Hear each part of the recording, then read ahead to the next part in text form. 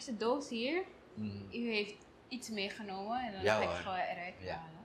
Een verrassing. Ik neem de cloths.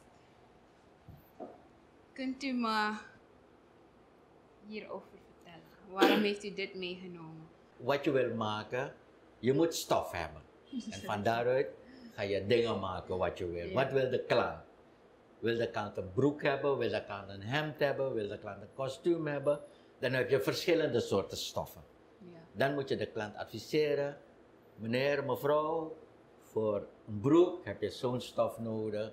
Voor een hemd, blouse heb je zo'n stof nodig. Dus een stof is heel belangrijk. Dat is de eerste stap, ja, die je moet doen om een kledingstuk te vervaardigen. Ja, dat is zo.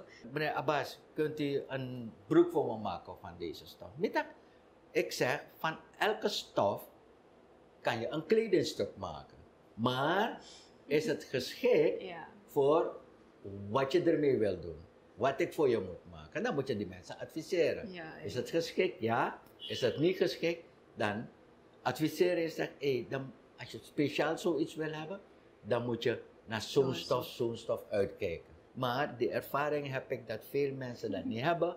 Ze zien iets moois, is een mooie stof. Ik koop het, ik ga naar Lincoln brengen om te maken. En dan is het mijn taak om ze uit te leggen dat het kan. Ik zeg niet dat het niet kan, maar je gaat een ander product, je gaat iets anders krijgen dan wat je in mind hebt. Ja, precies. En dat is heel belangrijk, het advies naar de klanten toe.